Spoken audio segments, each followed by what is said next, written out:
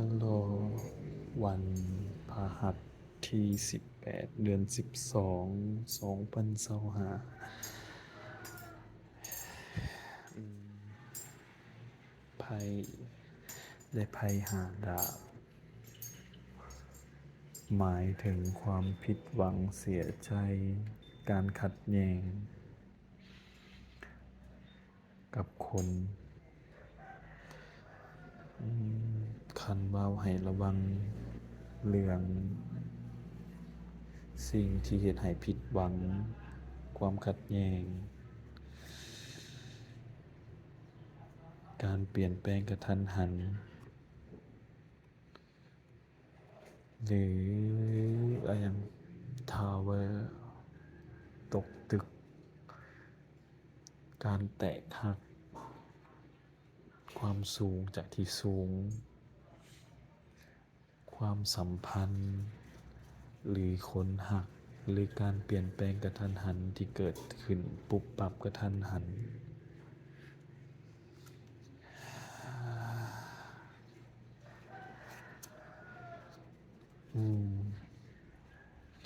เกี่ยวของกับเรื่องความหักเนาะหรือเสื้อจะได้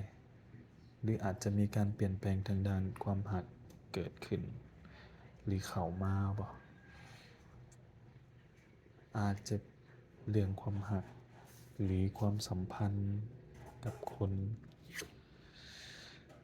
ใน of Pentacle เก้าเหรียญ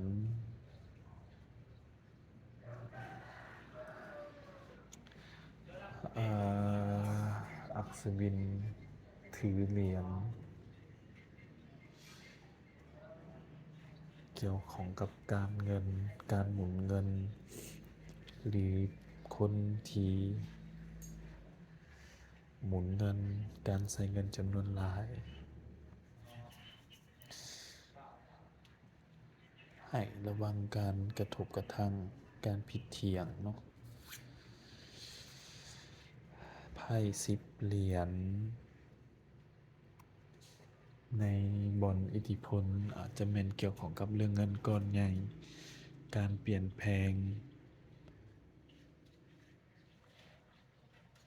ความมั่นคงไพ่10 เหรียญหมายถึงเงินก้อนใหญ่ความปลอดภัยมั่นคงสิ่งที่ปรารถนาความสุขความสมหวังมากับ7 ดาบ7 ดาบ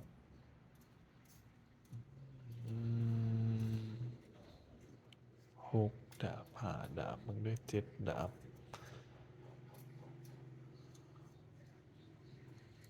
ระวังปัญหาใหญ่ๆที่มันเกิดขึ้น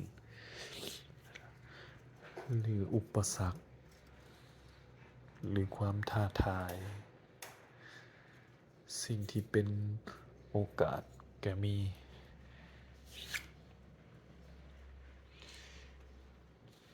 ความอดทน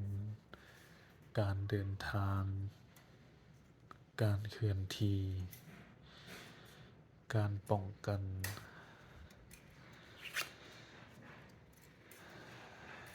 การตัดสิน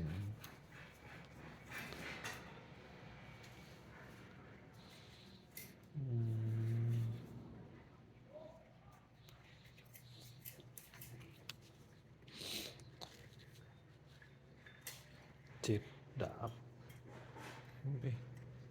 7 ดาบ7 ไม้เท้าการต่อสู้การจัดการสิ่งที่ต้องจัดการการพิพากษาการตัดสิน9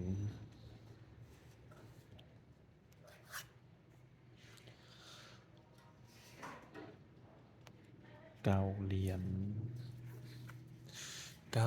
ญในรูปของไพ่อียิปต์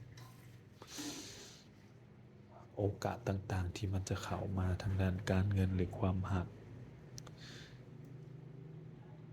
อาจจะมีเรื่องเกี่ยวข้องกับความหักความสัมพันธ์เข้ามาสิ่งที่ หวานไว้ปลูกไว้ หรือรอถาเรื่องดีๆกำลังจะเข้ามาหา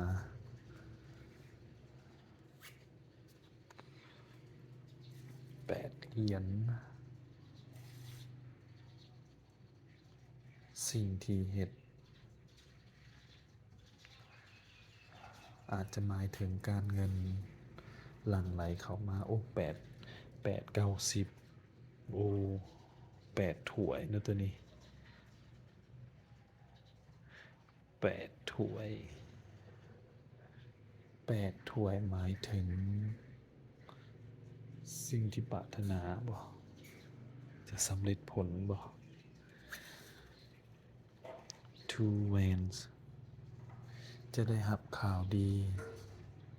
จากทางไกลหรือความหักความสัมพันธ์ที่ดีๆสิ่งที่เลือกไว้แล้วความปรารถนา